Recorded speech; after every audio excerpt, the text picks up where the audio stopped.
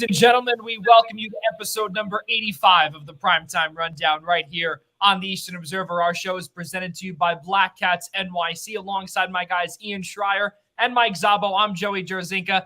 You probably noticed that there is no backdrop here behind me. I am in Trenton, New Jersey, covering some baseball here in the collegiate rankings in the state capitol. So we cannot thank you all enough for making us a part of your Friday evening. Ian Schraier, Mike Szabo, good to see you fellas. How are things over back home, actually? I'm doing well. Apparently, I've costed the Mets a couple of wins this 1 or 2 wins this week. Only one. Only one. My face, so at least it was only one, I guess. So the Mets still got the series win, but apparently I did cause a bit of a problem Wednesday night. Yeah, that sounds about right. I can tell you, I know Ian definitely was not too fond of that, right, Ian?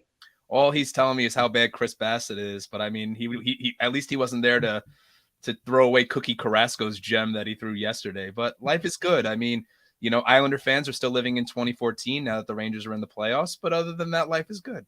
Yes, and you know, I have to tell you is one cup since 40 is definitely the way the way to go. Ladies and gentlemen, we've got a fantastic show on tap here. We are going to have a couple of guests here with us. Of course, Kyle Madsen, our good friend from San Francisco, covering the 49ers, managing editor of the Niners Wire, a part of UMG or USA Today SMG Group. And of course, we will be taking a peek at Major League Baseball, taking a peek at what former New York Met legend Marcus Strowman has done in his new home at Chicago on the north side. He has done bupkis up to this point here this season. And of course, some NFL talk as we will be welcoming in, of course, Kyle Madsen. And of course, we will be talking about some NCAA basketball with our good friend, with Jake Zimmer of College Hoops Digest. So guys, while we do wait for Kyle Madsen to arrive here, he is running a couple of minutes late. Let's get things started here with Major League Baseball, and let's look through some of the locals, of course. And down here in Philadelphia, we will not be starting here, but looking back at what the New York Mets have done, they lead the way with the first team to get 10 victories this season, Ian Schraier. And again, we don't want to say, World Series champions all the way in April, but, they're looking pretty good. Yeah, they are looking really good. It's funny. I was reading something before the show that it said the Mets, we haven't gotten to hockey yet. The Mets are winners of their first 4 series of the season, and the last time that they did that was 2018 when they had won their first 5 series. And for those Met fans that are wondering what season that was the great 12-2 start. Mets went to Washington in mid-April. Were ahead, I believe it was 6-1, and never recovered after they blew that lead, and I believe they lost 7-6 or 8-6 in that game. Never recovered. Had a horrific June. The great Mickey Callaway managing the Mets. So don't want to jinx them, obviously, but you can't, escape facts. But yeah, it's great to see that the Mets are 10-4, winners of their first 4 series. It was great to see Max Scherzer. I know when we were on the show last week, we spoke a lot about how Max really has not looked Max-like yet, and goes out and throws 6 no-hit innings against the Giants the other night. It's just a lot of fun to watch, a lot of fun to be a part of. They get started tonight with a series in Arizona starting at 9:40, first pitch from Chase Field. But this has just been a lot of fun to be a part of, at least so far. Well, Mike, we can't say the same about our New York Yankees, who absolutely blanked the bed yesterday in that day game against Detroit, which of course will bring us into our first topic of the afternoon, or rather of the late evening here on the East Coast. We got a chance to see yesterday Detroit blank the Yankees 3-0, and now they start off a 3-game set against the Cleveland Guardians. Now, keep in mind, folks, I had to rehearse saying that about 3 to 4 times, so that was pretty good that we said that right on cue the first time. But in all seriousness, though, the Yankees, granted, they did take 2 out of 3 in Detroit, but looked putrid in game number 3, Mike. Oh, that's just the story of the season so far for the Yankees. They're 7-6, but they really haven't looked amazing in any of the games. Yesterday, I just don't really know what is different from this Yankees team so far to last year's team. Now, granted, I'll give everybody, a first month pass especially some of the offense getting back into rhythm and whatnot. I give people a pass for the first month to a certain extent, but right now I really don't see what's the difference between last year's Yankee team and this year's Yankee team in terms of the offense. They're still struggling with runners in scoring position, striking out too much. The bottom of the order, 6 through 9 spots, are absolute black holes. It's really just. I mean, yesterday they couldn't hit out of a wet paper bag. It was god awful. Yeah, it's an absolute disaster to see what's going on over there, and then you continue to hear that there's a potential that Garrett Cole might not be this guy, and this is what the New York media says and does. Just because of the sticky stuff is now illegal in Major League Baseball, that Garrett Cole might just be the biggest bust, like in terms of signings since Randy Johnson back in 2002. I mean, listen, I don't know if that's going to be the case with Garrett Cole, but all I can say is that he is having a seriously tough time without this sticky stuff, Ian. I mean, is there a way that you can see that Garrett Cole could potentially, rebound or find a way without this stuff that he's won a World Series ring with? That's a great question, Joey. That really is. The problem is that I think everybody, even as Yankee fans, you're starting to have flashbacks to Garrett Cole's early days with the Pittsburgh Pirates, where he struggled often. But what's scary for the Yankees rotation is that the best pitcher in the rotation is Nestor Cortez, and he's your number 5. Nasty Nestor. Yeah. I look. There's been some promising appearances so far from Severino, coming off the fact that the guy has not pitched consistently in 2 years. Jordan Montgomery has kind of been status quo. Jameson Taillon has, I don't want to say failed, but I think he didn't come in expecting to be this starlight pitcher. So that's a big piece to this as well. Is they're really not getting consistent starting pitching. Going back to Mike's point about the hitting as well with regards to consistency, Gleyber Torres is hitting like 187. I mean, his numbers the first month of the season are not good. And he's simply not even getting reps. Sorry to interrupt. No, and also on top of that, Joey, is that, and I kind of thought that they would find a way. It's still early, and I agree with Mike that, like, do they deserve a first month pass? Yes, because they're good enough to be a playoff team. They're good enough to be contending for the division. What's the part where because they're struggling offensively that really gets highlighted a lot too is the fact that bottom third of the order doesn't produce. I mean, but you knew that when you traded Gio Urshela and Gary Sanchez, albeit how inconsistent Gary's been with the bat, that guys like Kyle Higashioka, Isaiah Kiner-Falefa, we're not going to give you. We're going to give you the same type of at bats that we've seen before, like Roned Odor last year, very complacent at the plate. You got him more for his defense, but also remember a guy like Falefa is still very, very young and still unproven. But yeah, to get back to your point, Joey, I'm sure a lot of people are having some Pittsburgh flashbacks to the days of Garrett Cole. He's kind of starting to prove to people, is he the same person without the sticky stuff? We'll see over the next couple of starts, I guess, but right now, not the start you want as a Yankee fan.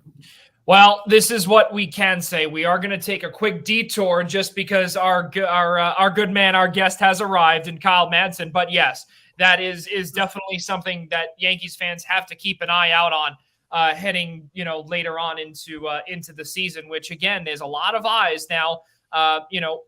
There are, especially out on this side of the coast. There was obviously some talk where potentially Steve Cohen might make a run at Aaron Judge. That's going to be another distraction as well. And now we're starting to see this, this underachieving Yankees team, which I can't believe I'm saying this, but as a fan, it's really tough to see what's going on. Despite taking these series wins, I guess, but when they lose really badly, and there's no, I don't want to say not coming back from it. It's just it's really tough, tough to see with all Make that. Sure, you come back to that Judge point because I'll definitely touch on that. Yeah, for sure. And and listen, I know that obviously Kyle has the San Francisco Giants that he can be happy with, but I mean, Kyle, I gotta ask you this though before we get into some San Francisco talk. The Oakland A's, they are, what's the word? I think the college baseball game I just worked at here in Trenton had more fans than the Coliseum last night. Could that be the case? Yeah, it's a definite possibility. I went to a Las Vegas Aviators game last summer that was probably more well attended than at least one, maybe two of the A's games I went to last year. I'm an A's fan. And what ownership has done to this fan base is disgusting. And I know that it's easy to point at the fans when there's 2,500 people there, but the stadium sucks. Not even just the stadium. It's in a terrible location. Like, there's nothing around it.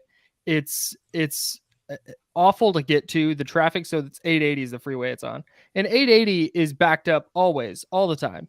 And it's impossible to get to. They just raised ticket prices while trading Matt Chapman, Matt Olson. They gave a joke of an offer to Marcus Semien, an Oakland guy who wanted to be here, who people loved. Sean Manaea, who people loved. Both of them gone in the last 2 years. There's just no reason to trust ownership because the ownership group doesn't want to win. And their payroll is less than they're going to get from the TV deal. Like, they're in the black just off TV money. And that's crazy. That shouldn't be. Like, the ownership doesn't want to win. And that eventually bleeds down to where fans don't care either. And I think that's what you're seeing. It's not a lack of A's fans. It's just a lack of people who want to devote time, energy, and money into the product that this ownership group continually puts on the field.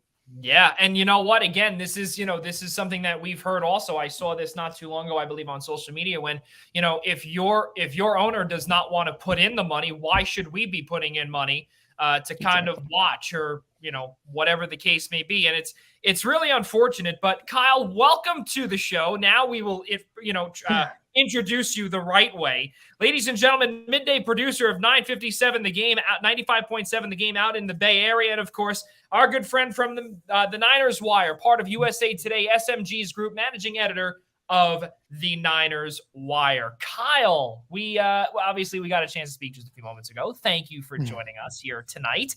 How are things on the West Coast on this Friday afternoon for you? It's great. It's warm and it's Friday afternoon. So, like, A+. Can't wait. You lucky SOB. That I can tell you, because even though it is warm out here today, it'll be about 45 tomorrow. But I mean, listen, I'm extremely grateful for you to be here today. Let's get things started with obviously the Niners, and we got a chance to see, of course, Debo Samuel request a trade. This is a big deal for San Francisco fans.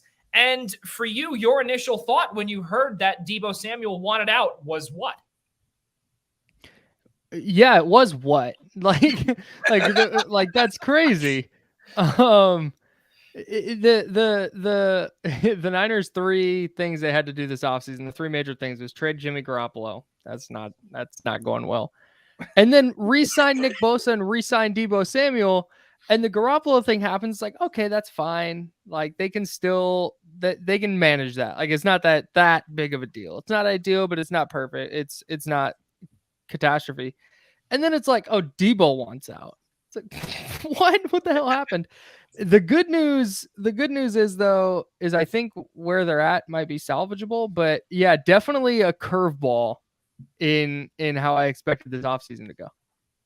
Yeah, it's when you see something like this and you say to yourself that, yeah, it's finally beginning to come together. You're going to, obviously have this. And again, I'm not going to call him the next Jerry Rice or anything along those lines, but you have someone that can now be your wide receiver one that now wants out. And now we're playing this, it's almost the ever-changing domino effect that we are just continuing to see throughout the NFL. Listen, Tyreek Hill was traded, Devontae Adams was traded, and now the next domino can fall in Debo Samuel. I don't even know how to go about this because of, what we're seeing here. Ian, would you like to chime in on this? It's more a question I would have really for Kyle to try to elaborate on. You would say maybe a little bit that maybe Debo's trying to capitalize on the trade market. But what I was reading, Kyle, and thank you so much again for being with us. I wasn't sure whether to call you Kyle or Cliff when you came on the broadcast tonight. That's it. He's going to log off now. Sure. No, it's fine. Did you see how ill-prepared they looked for their playoff game? I mean, it just really, I felt really vindicated. Anyways, go ahead. No, and so you should, And we also, and keep in mind also, the moment that game went final, I tweeted at you. That was you right away. I got 2 questions for you tonight, Kyle. The first one, obviously related to Debo, and I'll get to the other one later, is a lot of the talk with regards to the trade for Debo is that he doesn't like the way he's being utilized within Kyle Shanahan's offense. And I don't know if he has a legitimate gripe here, Kyle, and feel free to chime in at any point, because what we're seeing more and more is how much offenses have changed. Offenses tend to go more spread, utilizing wide receivers in a more versatile role. Obviously, we saw that it started with Debo, and now we're seeing it a lot more in Cincinnati with Jamar Chase. 27% of the 49ers offense last year ran through Debo Samuel. I mean, he had 1,700 all-purpose yards. Do you think that he has a legitimate gripe to say, I'm a wide receiver 1, you shouldn't be using me basically on a jet sweep or any type of running back role here? He'd be the first NFL player in history to not want the ball. Like I get, let me start here. I don't think it's about his role. I genuinely don't think that this chasm between him and the 49ers has anything to do with that, because as recently as the Pro Bowl, he was talking about how awesome this new role is and they've made a new position and this and that. I do understand though, if he wants X amount of dollars, but then wants an additional amount sprinkled on because of the beating he's going to take as a running back, like that, I would understand, because it wasn't just jet sweeps and throws behind the line of scrimmage and stuff like that. Like by the end of the year, they were just lining him up as a running back and running him into the line, like between the tackles. And that it works. Like he's an effective player like that, but that's an extra pounding on his body. He had 55 of his 59 carries came after the 8th game. So the final 9 games of the year, he had 55 carries and then 27 in 3 playoff games. So that's 82 in 12 games. Like that's a lot. Yeah. So I would understand if he did go to the Niners and was like, hey, I'm down with this role, but I need it scaled back significantly, or I'm going to require more money. I would definitely see that, but I cannot fathom a scenario where he went in and said, I want this contract. And the Niners said, great, you're going to be our wide back. And he went, no, like that just doesn't track with anything that any football player has ever wanted. Now, do you think, Kyle, that at this point that the Niners are just going to call Debo's bluff, or is there a legitimate discussion to, obviously, I think the 2 teams that were reported today interested right off the bat were the New York Jets and the Green Bay Packers. But to a certain degree, I think experts believe that this is just a matter of the Niners calling Debo's bluff. Do you believe that? Yeah, I do, because they don't have to do anything. He's under contract for next year, and then they can franchise tag him. And if he doesn't play in 2022, like he doesn't accrue a season. So now the franchise tag's not going to be as much as it would have been if he did play. Like he stands to lose out on a lot of money if he decides to just never show up. And the 49ers know that. So I think any trade that is going to involve Debo Samuel is going to be a trade that they would have done even without a trade request, if that makes sense. Like if the Packers are going to say, or the Giants are, I jokingly, when the Giants said they were going to, or the report came out that they're trying to trade Kadarius Toney, which is nuts, but that's a different thing. I was like, Kadarius Toney, number 5, number 35, I think, and then their 2023 first for Debo and the Niners 3rd round pick. It's like, that's the kind of deal I'm talking about. Like, and the Niners would do that regardless. Like there's like, I don't know, 10 players in the league who aren't available for 2 first round picks. Like that's a lot to give up for a player. So I think it would take that kind of haul. And I just don't think that a team is going to A, give up that draft capital, and then B, pay the guy 25, 26, 27 million a year, whatever he wants. Like that's a lot for a team to give up. So I don't think they're going to move him. Like they're not eager to. They're not just going to go, okay, fine, we'll give him away for a second. That's not happening. And I don't know if they're going to get an offer that compels them to move on. I'm going to move the discussion. One last question, Kyle, here off of Debo Samuel for 1 second, because I want you to prepare me for the train wreck that's going to occur in Miami with Mike McDaniel as their head coach. Oh, dude, Mike McDaniel's great, bro. I'm all in on Mike McDaniel. Are you really? No, I do. I think he's yes. I think he is exceptionally smart. There's a reason that Kyle Shanahan promoted him last year to avoid him leaving in that hiring cycle. Not that Kyle Shanahan can't live without Mike McDaniel, but I think a lot of what the 49ers did offensively came from Mike McDaniel's brain. And now you add Raheem Mostert into that offense, a guy who had a ton of success with the 49ers when he was healthy. Tyreek Hill in that offense would be nuts. And then you have Jalen Waddle and then Mike Gesicki. Like there's a lot of weapons for Mike McDaniel to work with. I don't know what kind of head coach he's going to be, just because that you don't know until you have a guy calling plays and is he going to call plays? Do we know? I know they hired an OC. The only part that worries me, I guess, Kyle, is just, and I'm sorry to drop in there for a second, is that I feel like we see so many instances where, for example, like Kyle Shanahan was brought to San Francisco just to be an offensive guru, an offensive mind. You don't think it's a situation where, and I'm not trying to take any credit away from Mike McDaniel here, but it's not a situation where maybe Mike McDaniel succeeded because Kyle Shanahan's the head coach of that team.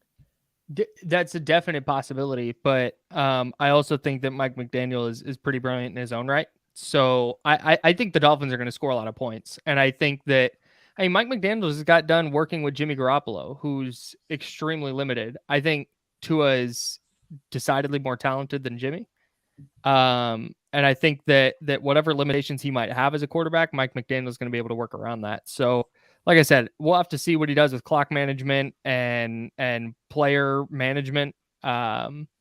But as far as putting together a successful offense, I think he's going to be able to do that pretty quickly.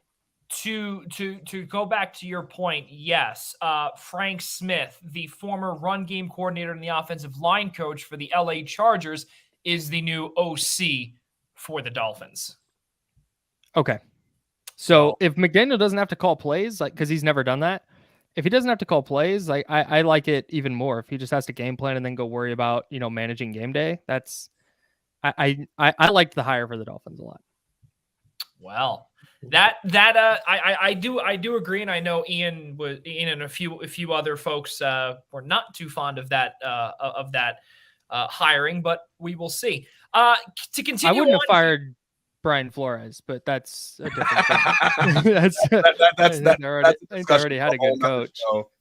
Yeah, show. The thing to me though is, and I want to get to Mike, of course, too, is exactly what you said, Kyle, is that to be still under control and to demand this trade, seeing what happened with Devontae Adams, seeing what happened with Tyreek Hill, not getting the money that they wanted. They now have it. Do you see a possibility where the Jets would come calling and say, hey, I have the number 10 pick. Do you want it? Plus more, obviously. The Jets tried doing that with Seattle, reportedly, and they basically laughed and turned and hung up the phone. Could that happen with John Lynch and Joe Douglas? Yeah, it would depend on, for sure. The Jets are one of the teams that, so when the Debo stuff first came out, like just initial gut reaction, you just go look at the draft. Okay, there's 8 teams that don't have first round picks this year, so they're like, rule them out. The Niners aren't gonna not recoup a first round pick in this year's draft if they're moving them. I think. And then you have a bunch of teams with 2, and it's like, okay, they could either part with both or give up one of those. And I think the Jets would make a lot of sense, especially with the 10 pick. That would be hard for San Francisco to turn up if it's a 10 and a 2 and then a future 1. Like that's a really, really nice haul for any player, much less one that's disgruntled and wants out. But is he going to be able to go to the Jets and just turn the Jets around? Like, I don't know. Like that's where I would fear for Debo in that situation. Because I don't I don't have a lot of faith that the Jets are going the right direction. Yeah, but that's a different conversation. I was gonna say, who does? All Jets fans out there. I can tell you, our good friend who I was just working with, Brian Morales. He's probably watching here, and he's a disgruntled Jets fan. I love you, B, but the Jets are absolutely terrible. Mike Szabo, finish us off here. So the other question I'd have too, Kyle, is we've seen really a lot of activity in the wide receiver market with the trades and the contracts that have been going around. I always think of the one that the Jaguars gave Christian Kirk. Is that sort of resetting the wide receiver market a bit? Is that also entering Debo Samuel's mind a bit going into these contract negotiations and why he's so disgruntled? I think it has to. Like, if he was going to set, like, I don't know, obviously, but here's how that would happen. If he goes in and says, yeah, my floor is 20, I'll take 20 a year. And then all of a sudden you see Christian freaking Kirk get $18 million. Like, no shade at Christian Kirk. I think Christian Kirk can be a valuable receiver for a team, but $18 million is a lot of money. And so if you're Debo, it's the Cliff Kingsbury effect. Come on now, it's the Kyle. bump. Yeah, the Cliff bump for sure. The Jags are betting getting him out of Arizona and out from under Cliff is going to take him to a new level. Yeah,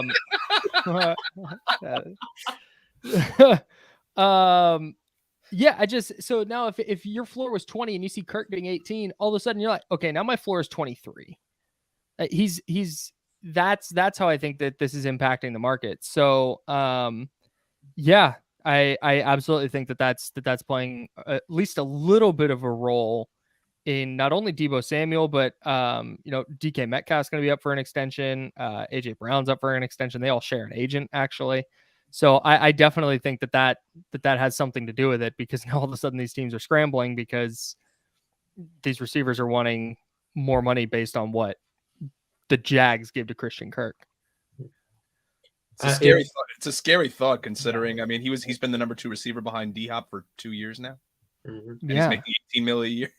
Yeah, and he's a nice little player. Like, don't get me wrong, I love the idea of having him on a team, but man, 18 mil, it's a lot. Yeah, it's a lot of money. If the situation reaches this point, and if you had to pick, who would probably be the most likeliest team that Debo would go to?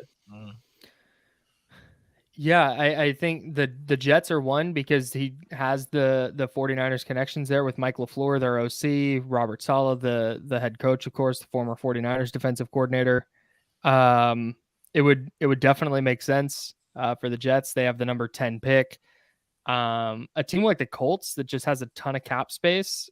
The Colts are weird though, because they've had all this cap space and have never really used it for anything. But if you're ever going to use it, like, now's the time to do it. We saw the Niners work with the Colts on the DeForest Buckner trade a couple years back, so that connection is already there. If I was betting, I think the Colts are the betting favorite, but I think I would bet on the Jets, just because if they decide they're going all in, like, Debo is the player that's going to get Zach Wilson to take that second-year leap, and he is going to help us compete in the AFC East. If that's what they think, then I mean, they can give up the 4 and the 10 and something else, and the Niners are taking it. I know that's crazy, but that's. I mean, the problem with the Jets has always remained the same, Kyle. It's that they're willing to go all in for a highlight reel player, and that's what Debo is. At the expense of not improving in areas, especially in foundational type players where they need defensive ends and they still need offensive line help. Right. And granted, they might draft it, but if you don't have the 4 and 10 pick, exactly who? I mean, because they've been so high now for weeks, at least. So what we've been told on Kayvon Thibodeau, like, clearly that goes out the window now, because you want to get your jersey selling wide receiver in green and white, and all the more power to them for wanting to do so. But that's been the problem with the Jets for a long time now. Yeah, and I think that's why the trade, I don't see it going down, because when I say 4 and 10, I don't say that's what I would give up, but I think that's the kind of deal it's going to take to pry him away from the 49ers. I just don't know if there's any team that's going to want to do that. It just that he had injury problems in college. He had injury problems in 2020. He played through a couple injuries in 2021. And now if he really does not want to do the running stuff anymore, well, that diminishes a little bit of his value for a team that's acquiring him. So there's a lot of roadblocks, and it's going to take, like I said, a really monster offer that is kind of like, whoa, they gave up that much. That's crazy. And not only that, too, also you look and you say to yourself, too, that, how much leash does Joe Douglas have, especially ever since Woody Johnson came back into the fold? You saw a few things that were, and I don't want to say, was the reason why the Jets, I guess, took a couple of flyers on a few players, but I guess with Woody there ever since coming back from being the ambassador overseas, things have gotten a little more Jet-like recently. That's kind of the way it feels. Does that sound fair? Where it's, I just don't see a 4-10 becoming I just don't see the Jets doing that. And that's another reason why I don't either. Also, San Francisco might just hold on to Debo there. Exactly what you said, Kyle. Yeah, it would just, I know it's like, oh, Jets gonna Jets, but that I don't think they think they're a receiver away. No. And I would hope that that franchise isn't so convinced that Debo is like going to get them over the top. And I don't think they are. Yeah. So I hope not. So the next thing also is that, we want to take a peek now at where the Niners are going to be standing in the NFL draft for this upcoming season. You look and you say to yourself, obviously, San Francisco, they made it to the NFC Championship. They have a lot, they have what it takes to get back there, Kyle. Lower draft pick, of course. Where is the need if they stand pat and there's no trades, there's nothing? Debo is still on the team. Where do they go? So this is a really fun question because they don't have it's not like, oh, they need a cornerback and then they need a safety and then a line. Like they have, it's wide open. Like they just need to go best player, whoever, wherever. They need depth at a whole bunch of positions. They could use better starters at a whole bunch of positions. But the one that really stands out, they lost Pro Bowl left guard Laken Tomlinson in free agency to the Jets. So they lose Laken Tomlinson. They brought back Daniel Brunskill as their starting right guard, who is not a very good player. So they ostensibly have 2 open offensive guard spots, and they've used some draft picks over the last couple of years, and maybe one of those guys steps in and has a good camp. But I think they're going to want to possibly get a player that they think could start right away. Alex Mack, their center, is still weighing whether he's going to play a 14th season, so they might need a starting center if he retires. And if he retires, all of a sudden, to me, it's like you got to go center with that pick or trade up to get a center that you like. I would love Tyler Linderbaum, man. That would be such a bang pick for the Niners at that area of the draft. Yeah, I imagine that they'd have to get up early second round to do that, and maybe they like him that much that they'd be willing to do it. But Linderbaum, Cam Jurgens from Nebraska is another player I think would fit really nicely with them. But if Mack retires, it's center. If he doesn't, then it's those 2 guard spots. And then the one that I always say, safety too. They could definitely use a safety. But the one that I always point out is tight end. They have George Kittle for sure, but after that, it's just like legit created players, like your standard 65 to 68 type of player on Madden. Just they're just there, and they've just been there. And the Niners have been trying to find this second pass catching tight end. And Jordan Matthews, former Eagles receiver, has converted to tight end, played there last year on their practice squad. Maybe he has learned the position well enough to take over, but I think the Niners could use a tight end. And if a player like Trey McBride from Colorado State falls that far, I don't think he will, but I really like him as a player. And if he falls to 61, I think the 49ers jump on it because he would fit their offense really well. And just looking also, correct me if I'm wrong here, San Francisco, they don't have a first round draft pick. Yeah, they traded him for Trey Lance. Yeah. They traded 2022 and 23 for Trey Lance. Wow. Yeah, so so they only have their pick number 61. Wow. Yeah, 61, 93, and 105 are their day 2 picks. So, yeah, that's another factor in the whole Debo thing. Is is there a player that they think, is there a receiver specifically that they think, is it Treylon Burks, is it Garrett Wilson or Chris Olave? Is there a player that they think isn't going to be Debo, because frankly, just nobody is. He's just such a unique player. But can they get a playmaker who can still be a playmaker in different ways? And if they think that player is in the first round, then maybe the price on Debo becomes a little cheaper. But yeah, I have not paid as close of attention to the draft as this year. I have not paid as close attention to the draft this year as I typically do. Yeah. Just because when they don't have a first round pick, it's like who there, any number of players could fall to 61. So yeah, just kind of keeping it general. That's very true. Well, ladies and gentlemen, Kyle Madsen. Listen, Kyle, thank you so much for coming on tonight. I really appreciate it. Or, this afternoon where you are, where you're located. Midday producer of 95.7 The Game out in the Bay. Managing editor of USA Today SMG Groups, The Niner Wire, our good friend, Kyle Madsen. Kyle, thank you so much for coming on here, and we will see you soon, and enjoy the warmth out in the Bay Area. I sure will, fellas. Thanks for having me. Thanks, bud. All right, we'll see you soon. Yeah. Well, it's always a good time, of course, to bring on another good friend of ours, because listen, so much has gone on in the college basketball world in the last, 24 to 48 hours, where bombshells have been dropped, and it's crazy. I mean, who would have thought that Jay Wright would retire Jake Zimmer? Who would have thought that? Certainly not me. I had no clue. I thought it was BS when Shams actually tweeted it. And then, Jaden Daly texts us. We've got this little group chat of myself and Josh Adams and Dan Gardella and John Fanta and some others. And Daly puts this tweet in there from Shams. It says, Jay Wright's considering retiring. I said, wow, that's a shocker. Do you think he will? And then all of a sudden, maybe 30 seconds later, Fanta gets the scoop. He says, I'm told Jay Wright's retiring.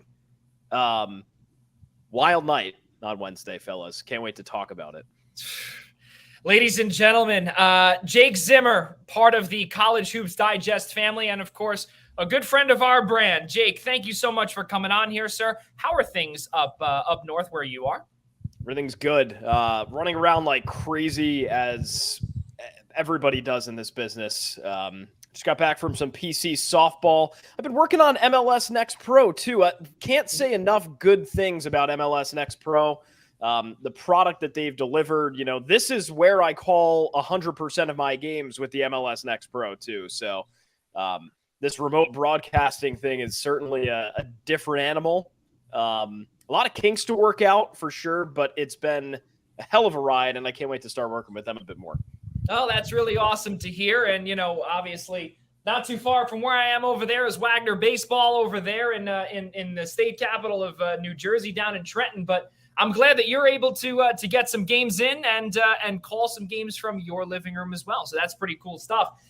Let's get things going here. And of course, with Jay Wright becoming the next domino to fall, not only in the Big East, but, in just in college basketball in general, you lose Roy Williams about, a year and a half ago, 2 years ago. And then you have Hubert Davis. He comes in. And then you lose Coach K, where, the retirement tour happens. And then all of a sudden there's this bombshell that comes in. 3 high-class coaches in college basketball. This is a new era heading into 2022-23. And well, I want to start off close here in the Big East, because that's obviously where we follow. But this is, I think, going to be a massive loss for the Big East, not only for college basketball. Jake, what do you think about that? Yeah, for sure. The Big East is never going to be the same, right? My piece the other night for College Hoops Digest was very much diving into those topics. It's like, as a guy that grew up rooting for UConn and an employee and covering Providence, and doing the rounds with Seton Hall, with Butler, with Creighton, things like that in person, St. John's, all of those. This is monumental because this is a guy that terrorized your programs for the last 21 years. And now he's just gone, right? So the initial reaction is thank God. But how is that sport going to change without one of the most clinical, motivating, and humble men at the helm of a program? You know, Jay Wright's a pure winner. You cut it any way you want to. The man knows how to win. He has never had a season at Villanova in single-digit wins, guys. Can you believe that? He had some pretty tough years. Yes. I actually can, yeah. Yeah. None of them were bad enough where it was a 9-win or 8-win season, even in the early days in the early 2000s. How miraculous. You know, it puts a lot into perspective about Jay Wright and what he's done for this game. I mean, think about it for a second here, Jake. Has there ever been a moment in Jay Wright's career, and I guess this is more of a rhetorical question, where he has not produced a factory of point guards that have gone to the NBA draft and been drafted into the NBA? Yeah, I think you hit the nail on the head. It's like you look at even the most recent years. When they won in 2018, you had a guy like Jalen Brunson who everybody, kind of wrote off. And they're like, wow, this guy actually might have a future in the NBA, right? But, I mean, the Villanova NBA alumni list is ever growing. Even Sadiq Bey a couple of years ago, people said, well, he's no superstar. He's carving it up in Detroit. Good for him. It speaks to how, the culture of winning, and it's so different than what the other guys have done, right? Coach K, he was a guy that was set in his ways. Your number is only retired if you graduate from Duke, if you have a diploma. And he embraces this one and done stuff. Jay Wright, on the other hand, it's very, very different. Look at the guys that have stayed. Colin Gillespie's like 30, and he's still, he came back for a 6th or 7th year of Villanova. I mean, come on. These guys want to play for him, and then they go have long-lasting NBA careers. You even look at a guy like Ryan Arcidiacono that's not going to be a Hall of Famer in the NBA, but he's going to contribute, and he waited his time at Villanova. Now he's contributing at the NBA level, which the list goes on and on and on. Jay Wright. Dante DiVincenzo as well, Jake. Dante DiVincenzo is doing pretty well in Milwaukee. Yeah. He's got a ring, doesn't he? Yeah. I'm pretty sure he's got an NBA championship ring last year. And if I'm not mistaken, DiVincenzo, I believe, wasn't he a part of that trade to Sacramento? Was he sent off to Sacramento? No, he's still Is he still there? I'm pretty sure. I'm gonna have to check that out here because he was sent. He's over in Sacramento now. He was a part of the trade that sent Serge Ibaka to the Bucks. Really? Yes, really. Yep. For Serge Ibaka. Do we have to fact check the fact checker though? February 10th, 2022, as according to NBA.com. Yeah, right. That's what we've got. Yeah. So, and someone else too, another player too, Mikhail Bridges as well. He's another player that spent all the years there too, if I'm not mistaken. And you've got, look at the alumni that are currently in the NBA now, Joe. You've got Arcidiacono, you've got Sadiq Bey with Detroit. Mikhail Bridges, Jalen Brunson, DiVincenzo. You've got Kyle Lowry, who's still there. People forget that. Josh Hart really contributing. Eric Paschal, who why can't Fordham get guys like that? And Jeremiah Robinson Earl, right? The list that's active right now. You go down the list. I mean, geez, to pick a couple out. Man, Ed Pinckney back in the day. Rory Sparrow played for 7 franchises. Amari Spellman, Tim Thomas. This list is so long, and it all goes back to obviously Jay Wright's predecessor and Raleigh Massimino. But the foundation was there for him to succeed. He lived up to it. And that's the bottom line. And I think I'm sure we'll talk about reasons for retirement and things like that too. But the man's seen a lot. 21 years, 2 national championships. The recruits list goes on and on. He's been through a lot, and I think he was just ready. Wanted to hang it up. Mike Szabo, take it away. Yeah, I guess chalk this up to another one of my bad luck charms, I guess, going to Citi Field this week. This happens right as I'm walking into the gates. I get this news. Yeah. So of course, again, me going to a Mets game, again, in some cosmic universe, I guess, that caused all these dominoes to fall. I was pretty shocked by this. I honestly thought I'd probably, like in 10, 15 years' time, get married and have kids, and Jay Wright would still be at Villanova. So I was having fantasies about Jared Grosso knocking off Jay Wright. You know, Jared Grosso was a kid when Jay Wright was coaching at Hofstra, and that was Jake, like, you got him going to the wrong school, buddy. You got him going to the wrong school.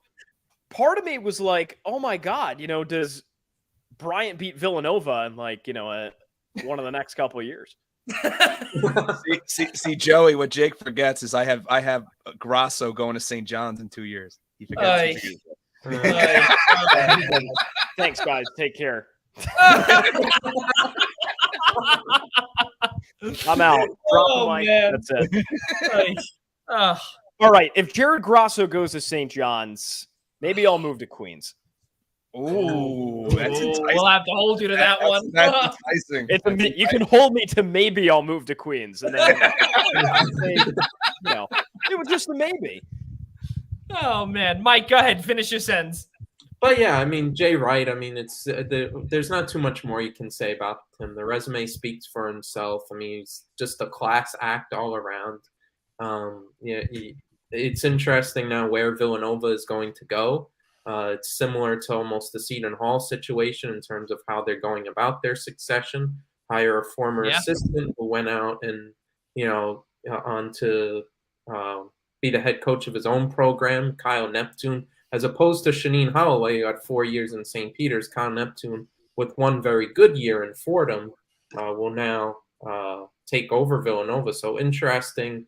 It's always interesting when a legendary coach like that will retire, how in the short term that will affect recruiting or whatnot. Will there be any drop off? I don't think there will, but that's always still a conversation. The thing that really still goes under the radar, it's not like Jay Wright's going off to Florida or something. He's going to be a special advisor to the university's president, so he's still going to be there. It makes me wonder sometimes, though, because, you know, you think about this with Seton Hall as well, and Shaheen Holloway has his own, you know, his own recruiting tools and everything along those lines. But keep in mind, though, he did recruit some high-quality players in his time under Kevin Willard. Now it's probably going to be the same thing with Kyle Neptune, or is it different at all? Jake, what do you think in terms of Kyle Neptune's hire, pulling him from Fordham and bringing him home to Villanova? Yeah, loaded question there. I'll try to sort of break it down, right? First of all, I would like to lead with, I am devastated for the folks at Fordham. Yeah. Devastated. They had their guy. Well, they fired Neubauer in January, guys. I wrote something, you know, basically evaluating what would be next for this program. And there was one guy at the top of my list. It was Kyle Neptune. I said, I'll even read you the quote that I said. I said, in a program that so desperately needs leadership, a recruiting expert, and a developmental guru, Kyle Neptune is the answer. And he was. He took actionable steps at Fordham to improve that program. And I think, you know, drastically. Again, it was a Fordham program that was rock bottom. You couldn't really get much worse, but I think they took some steps and they beat some good teams, I thought, in the A-10 this year. That being said, I think he proved a point to a lot of people that he could have his own program and be successful.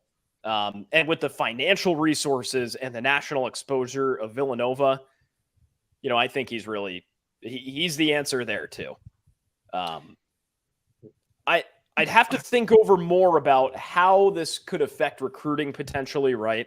You know, if he, for example, takes a couple of guys at Fordham that he thinks could, you know, shine on the Big East stage against teams like Creighton and Xavier and Providence and St. John's, or if he's really going to have to start over and sort of, re-recruit these guys that Jay Wright brought in. Going to be a really interesting dynamic to see sort of what happens next with Neptune. Well, and that too, because again, just like what we brought up with, with Villanova, not only the reasons for retirement as well. Well, actually, you know what? I'll ask you that first. What do you believe the reason for this retirement was? Because we continuously saw, or even heard possibilities of, the ever-changing layout of college basketball is getting more strenuous for some of these older coaches. It's getting more strenuous for just coaches in general. It's a much more demanding occupation for these guys. What do you think was the reason for retirement for Jay Wright? I think there were a lot, for sure. I think he's 60. He's not exactly a spring chicken, but he's not, he's not this old guy that Coach K is either, right? Let's not delude ourselves. I mean, Coach K is, he's getting up there. He was probably burnt out. Dana O'Neill from The Athletic got the scoop here, reported that there were basically 4 people that knew Jay Wright was going to retire at the beginning of March. It was Jay Wright, his wife, Mark Jackson, the AD at Villanova, and his wife. And he picked up the phone. It's a great piece, by the way. Go, for those Athletic subscribers, I definitely encourage you to go take a look. Right before they're about to go to the Big East tournament, Jay Wright gets on the phone and he calls Mark Jackson the night before at Villanova and says, Mark, I'm done. I'm done after this year. And Mark says, you've done this before. You've called me a couple years before.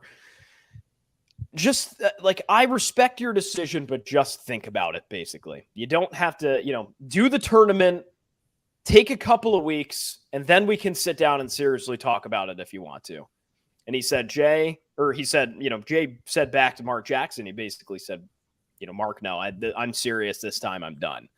And then Mark Jackson wake up and he says, wow, oh my God, was that some sort of nightmare I had? There's no way that, Jay Wright, the guy that, has taken this program to new heights and has won us 2 national championships is just going to hang it up like that. The next morning, Jay Wright walked into his office and he said, nope, I'm even more sure after our conversation how I'm done. First of all, how that remained a secret for all these weeks, I'm shocked. I am absolutely shocked that he didn't spill to anybody. Not as players, not as coaches, crazy stuff. Obviously, he probably had to call Kyle Neptune up at some point to say, hey, you in, basically. But, so I think there's that piece of just, he's tired, he's run down, he's sort of maxed out. I get it, right? You won 2 national titles. What else do you need to prove to people? But look at how much the game has changed as the other lens too, right? This is the era, and I'm sure you guys have talked about on the show before, name, image, and likeness is something brand new to these old guys, right? It's beforehand, and I'm not in any way surmising that Jay Wright was involved in any sketchy stuff, with recruiting and things like that. But let's get real. There are guys that got dinged and very badly at a large scale for compensating athletes before it was allowed, right? Before you taking them, whether it's Patino, where you go and take everybody out for strippers and stuff like that, or if, you're one of the Southern programs that, maybe they realistically don't come from really great families. Maybe their financial situation's great. The checkbook comes out from somebody and all of a sudden they're taken care of. They signed at LSU. They signed at Alabama, something like that.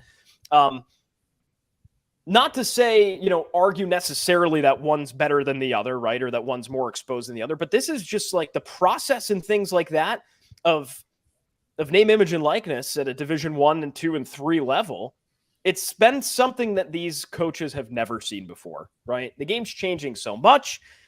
The rules, the 3-point lines over the years, right? The shot clocks. And, it gets a lot is what we've heard from these older coaches, right? So I think there's a lot of factors, but let's not delude ourselves.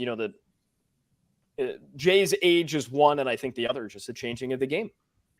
Yeah, absolutely. And I mean, you look at, and again, I don't want to go off onto a complete tangent, but again, you look at somebody that a lot of people have said, well, it's a questionable hire in Thad Matta. He's an older guy. He's been through a lot. His health is, questionable here and there. And he's an older gentleman. Keep in mind, I believe, Jake, correct me if I'm wrong, lower 50s, I believe Thad Matta is. I think he's Thad Matta's going to be 55 this upcoming season. Right. So, again, this is a brand new head coach out in Butler, or at Butler rather, that's going to be taking on, a completely different, complete opposite of what Kyle Neptune is going to be inheriting. My last question to you before I get over to Ian and to Mike again, Jake, when you look at the entire landscape of the Big East, now that you have a plethora of different coaches, Sean Miller, the aforementioned Thad Matta, Shaheen Holloway, now Kyle Neptune joining in the party. Do you think that now, obviously Villanova will still be the hunted, but do you think that somebody else could potentially take the top, maybe like a UConn or even a Xavier? As far as from a team perspective, you're saying? Yeah. I mean, listen, I think Creighton's right up there again. Yeah. You see what they did this past year. They turned a lot of heads. They surprised some people. I was a Creighton doubter. I'll admit it. I think Creighton's always going to be, in what history has told us as far as the Big East goes, they're always going to be in the mix. They have injuries. They're still in the mix. Last year we saw Greg McDermott, make the comments that he did. I'm of the belief that those, aren't really forgivable. But he apologized to his guy, said, I know you won't forgive me, but we're going to win basketball games. And they turned some heads and won a couple tournament games. Creighton's a team that is going to have a target on its back, plain and simple. They might get written off at the beginning of the year by pollsters. I think that's a little foolish. I think you've got to be putting them top 2-3 for the next couple of years, provided their roster stays the same. See a team like UConn, depending on the talent they bring in, maybe I'm not saying by any means I'm giving up on Dan Hurley, but, the past couple of postseasons have been a bit disappointing for UConn. I don't think it's to the standard that UConn fans expected with Dan Hurley, but he'll get there. He's got time. It's only been a couple of years in the Big East, right? So they'll figure it out. I look to a team like Providence, too. If they're going to keep doing what they're doing in the transfer portal, go out every year and not really recruit freshmen and just recruit guys that, need a change of pace, that were contributors in Power 5 conferences, you better watch out for them, because they've proven that they can lock that chemistry thing down no matter who they bring in. So I'm looking at probably Creighton, UConn, and Providence are big challengers to Villanova's sort of, you can call it elite status in the Big East. That's definitely something to look forward to next year. And of course, we will be doing many instant reaction, stuff with you guys up with the College Hoops Digest, and continuing to partner on plenty of stuff, collaborate on a whole bunch of stuff. Ian Schraier, take it away.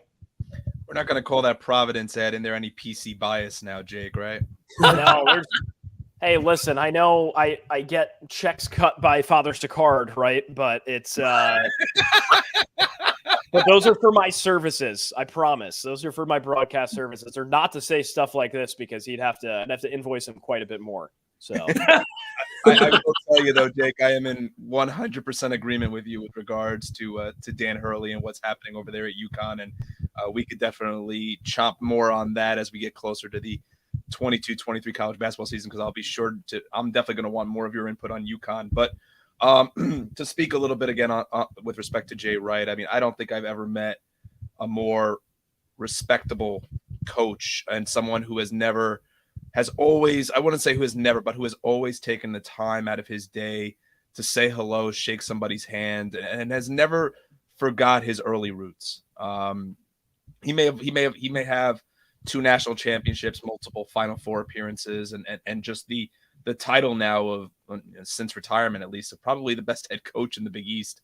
But that was one thing I always respected about Jay Wright. I had a chance to meet Jay Wright back in 2016, and just gave me the time of day for about even 20 minutes. And just such an outstanding man to meet. But I'm curious, Jake, if you could see something along the lines of now that Jay is stepping away from coaching, if you could see him going the TV route and kind of joining Raftery and Gus kind of as that Reggie Miller third body at the table come next basketball season. You know, I've had this sick fantasy that Fanta gets a studio job and his number 2 guy is Jay Wright, or his number 1 analyst, I should say, his right-hand man. I think that should happen, first of all. The good folks at Fox better be listening to this, because who wouldn't want to watch John Fanta and Jay Wright? That's awesome. I agree. Yeah, to your comment, Ian, about, just who Jay Wright is, I had the pleasure of meeting Jay Wright, and I say pleasure too, because it really was back in 2020. They just smacked Providence in the behind at the dunk, in 2020. Fanta takes me back in the tunnel. He says, "Hey, I need you to interview, hold the camera while I interview Jay Wright." I said, "Yeah, sure." Jay comes up to me, shakes my hand. We're in the same fraternity. He graduated much before I did, of course. He was at Bucknell. We have a special handshake we do. He shook my hand, gave me the time of day, asked where I'm from, what I'm doing. I said, "Oh, yeah, I go to Bryant." He goes, "Tell Jared Grasso I said hello. He's a great guy." Naturally, when Jay made the announcement a couple days ago, I texted Jared. I said, I forgot to tell you, he name dropped you when I met him. And Jared texted me back. He goes, and I'll go on record with this because I'm sure he wouldn't mind, but he said he's a genuinely great guy, treated me very well for my whole career as a player and as a coach too. So just a quick comment on, who Jay Wright is. That's like all the testimonials are the exact same. Yep. He's got the personality for TV, which I think would work really well. He's a super charismatic guy, doesn't really offend many people, which, I think doesn't necessarily fit the mold of a guy like Charles Barkley, which, thank God, I don't think we need more of those. But I think that could work really well at the analyst level. He could be somebody like, I'm trying to think, Raph for sure. I think not to the level of the emotion of Raph and Dick Vitale and guys like that, but a guy that's an expert at breaking down the game and knows what it takes to win, I think is must-watch TV. And I think what's also interesting, you spoke about Fox, is the fact that now Steve Lavin is in a head coaching role at San Diego. So you wonder if maybe that slides him into that perfect spot. It could, and I've always said, I've kind of suggested to Fanta, I said, well, I know there's some Fox movement going on. Kevin Burkhart's going to football. Does that open up some stuff for you? He's like, no. So I've tried to do my duty to plant the seed here, but the roots of Fox go far beyond peasants like I. Well, listen, never call yourself a peasant. You never know if you'll get that call or not. And it's very possible that Fanta might just get that call as well. Let's say, I got to tell you, Jake, I cannot thank you enough for coming on here for a little bit, despite some of the technical difficulties that you did experience a couple of minutes ago.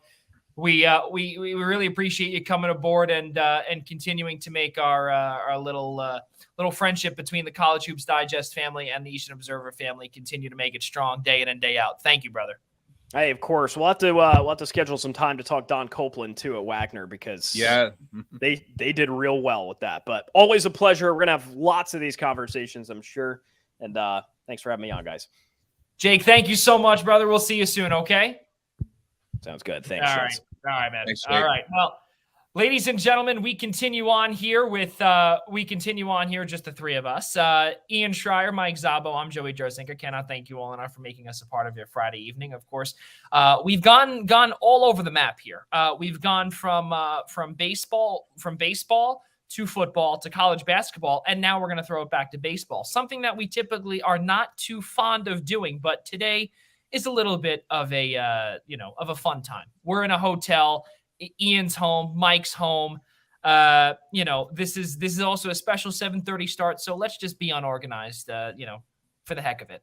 Let's get back to baseball here, because there's a couple of things that we did want to speak about. Obviously, when we did bring up about the Yankees at the top of the show, Mike, we brought up about how Aaron Boone walked Miguel Cabrera yesterday on hit count number 2,999, and a lot of Yankees fans had some problems with that, saying that I think maybe they were expressing their frustrations with Aaron Boone anyway, and they were saying that that was kind of unsportsmanlike against this legend.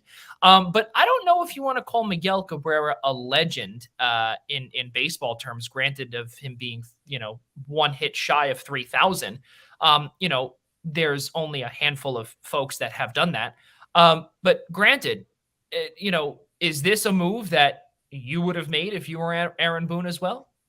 Yeah, I don't know why this is such a big conversation. I mean, come on, enough with the nostalgia. He's trying to win a game. I don't really love the whole intentionally walking. I don't care who it is.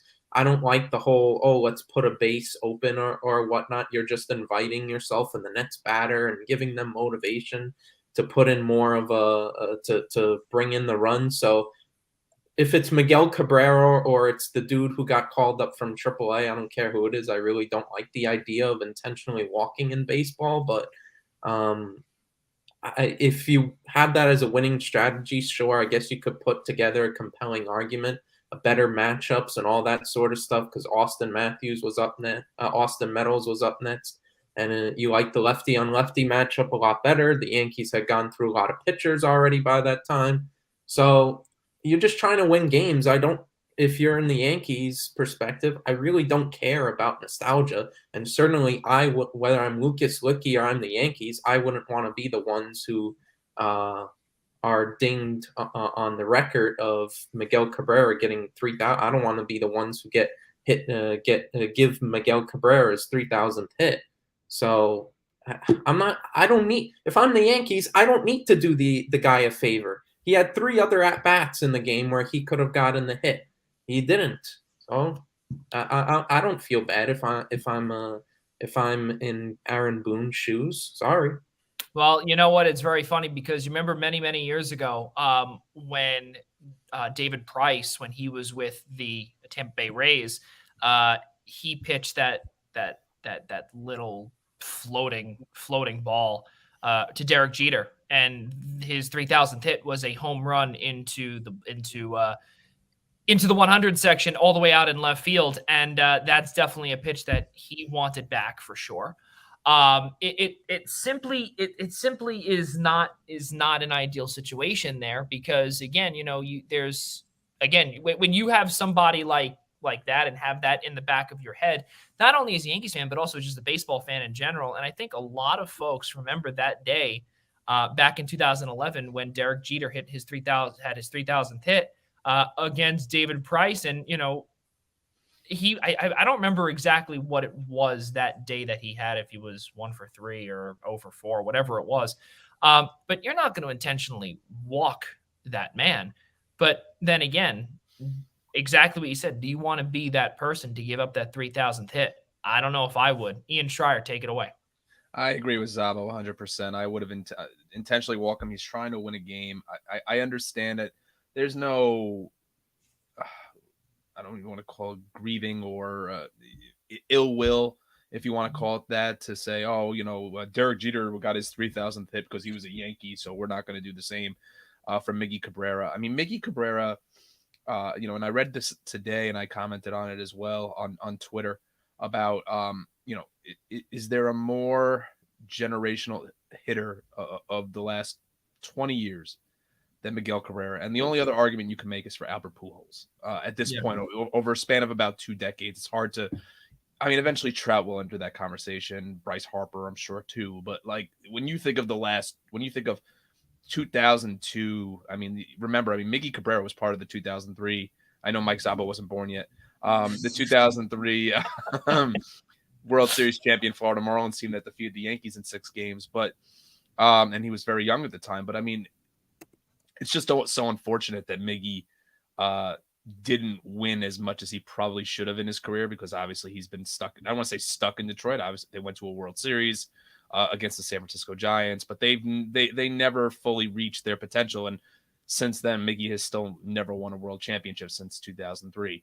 But getting back on track here, I don't think there's any ill will there. That he's trying to win a game, and of course, karma struck the Yankees, and Austin Meadows dunked what is probably on most days a catchable ball in between the shortstop and the center fielder that scored the 2 runs that won the game for the Tigers. So I don't think there's really much more for me to add to than that, because there was just nothing there to say, oh, Aaron Boone, why would you do that to Miggy? He's just trying to win a game. Yeah, no, absolutely. And feelings, too much of feelings and emotions in the sports. I mean, we're trying to win games, for Christ's sake. Who cares about the feelings? Trying to win games. At the bottom line, at the end of the day, it's a bottom line business, and just got to get your wins and whatnot. Amen to that. I do agree. I do agree completely. And that's, I mean, again, if I'm not mistaken, I think he was 2 for 3, 3 for 3 yesterday, something along those lines. Miguel Cabrera yesterday was 0 for 4. It was 0 for 4. Oh, okay. So then you could have. 0 for 3 with the walk. Yeah, 0 for 3 with the walk. Yeah, 4. And he's not even going to get his 3,000th hit today because the Tigers and Rockies were postponed. Yeah, well, so he's got to wait even another day. We'll see what happens tomorrow, Saturday. Now, just to keep on moving forward here, fellas. Obviously, we wanted to get back to what we wanted to discuss with that Aaron Boone and Steve Cohen possibility, which is not going to happen. That was completely debunked by Cohen himself. But then something else too. We wanted to talk about former Mets legend Marcus Strowman, who is hails from the Long Island area, of course, and he didn't. He wanted out. He's all over the place. Mets fans eventually had grown to dislike him. And let's just say karma is beginning to bite him in the rear end, because he's now 0 for 2 with a high, if I'm not mistaken, 6 ERA. And he signed a massive deal out in Chicago to be their new number 1. Ian, your thoughts as a Mets fan? Well, probably number 2 behind Kyle Hendricks, but it's But I'm thrilled. Are you kidding? I mean, the culture. I mean, that's the one thing that Steve Cohen and new general manager Billy Epler did this offseason. They really tried to unload a lot of the dirty laundry, and a lot of that was tied to probably Marcus Stroman, one, and Noah Syndergaard, the other. And now both are pitching for new franchises, especially after Syndergaard was like, I want to stay. And the first thing he did was he bolted for the City of Angels and now plays for the Angels. And then there was all that talk that they were trying to trade McNeil because of all the issues last year between him and Lindor. And McNeil's hitting well, and supposedly that's been squashed. But getting back on point with Strowman, this is great. I love it. I did like the move initially when they traded for him at the deadline. Thought it was good to get a pitcher in with the Mets that could induce ground balls in a pitcher's ballpark. But really, his attitude is just he's just a very listen. All the more power to him with his height doesn't measure heart and everything he runs with that apparel line. But he's really proven just to be a cancer anywhere he's been, whether that be Toronto, the Mets, and if he doesn't start winning in Chicago, it's probably going to filter over there too. So I'm glad to see that things are going well for the Mets and not so well for Marcus Stroman in Chicago. Yeah, it's an absolute disastrous thing to see, even though, 2017 Gold Glove winner, he was an all-star in 2019, all good stuff, yada, yada, yada with Toronto. I mean, Mike, is there really more to add in terms of being a cancer and really just destroying locker rooms and clubhouses or dugouts left and right? Well, it was for this very reason, to put it in the Yankees' perspective, it was for this very reason that Brian Cashman said, absolutely not, I'm not going anywhere near him during that trade deadline where the Mets ultimately got him. Everybody thought it was going to be the Yankees. He loved the Yankees, all that sort of stuff. And Brian Cashman was like, what are you talking about? It's never going near him. And he basically, just jumped over Strowman, saying he doesn't really – it was privately saying that he doesn't really think the guy would be a guy you'd want in there to be like your game 2 starter in a playoff series. So, which was where the Yankees were at that point in 2019 with how good they were. And so that just gives you perspective there that the attitude problem is kind of there's kind of a perception around the league as well. So I think that was the biggest thing really holding the Mets back in the last couple of years was culture. Obviously injuries played a factor too, and the DeGrom being injured here and there and all that sort of stuff. But a lot of it was culture. And, whether it was things going on with Mickey Callaway and there was disgruntlement there and then he was fired and all that sort of stuff. And then last year, the like Ian said, the McNeil and Lindor fiasco and whatever was going on there. We don't even know the full extent, whatever it was. But it just seemed like they definitely needed a culture revamp to really get them where they wanted to go. And the first stop to do that was Marcus Stroman. So like Ian said, that's something that they need to do. And, I guess karma is, what. Yeah, I mean, like I said, it's really sad to see what's happened to this once promising player up in Toronto, and when he was not supposed to be a number one for this, for the Toronto Blue Jays at the time. At the time, he was this promising prospect, number 2, number 3. He was. He made a spot start at one point, which was, I believe, his debut when Brandon Morrow went down. I remember that. That was many, many years ago. And, all of a sudden now he took the bull by the horn and just could not get out of his own way. And I don't want to call it this Long Island attitude, but he just has this attitude and this aura with him that breathes it's like a black, it's like a black breath that he breathes, and it's simply not good. And now again, just by looking at some of his numbers, it's not ideal. 3 years, $71 million to play for the Cubs. And again, just by looking, I'm trying to just find the exact stat here with it. He's 0-2 with an 8.78 earned run average, having struck out 14 and 13 and a third innings of work. That's pretty bad. That's pretty bad for a major league ball player. That's really bad when you signed a 3-year, $71 million deal. That there should be no excuse for that. And I understand that the Cubs are bad, but they're not that bad where you have not only no run support, you're simply not pitching up to par, and it's showing with what Strowman has brought to the table here this year, and it's not much. I will say it's only the first. It's not. We're not even 1 month into the season, though. So I will say that things can change, but you're absolutely right. Yeah, it's. Let's just say that he's heading down a dark path that the Cubs were going down anyway, but we expected to maybe have a lower ERA. Did we think that it would be this high now or anytime this season? I personally didn't.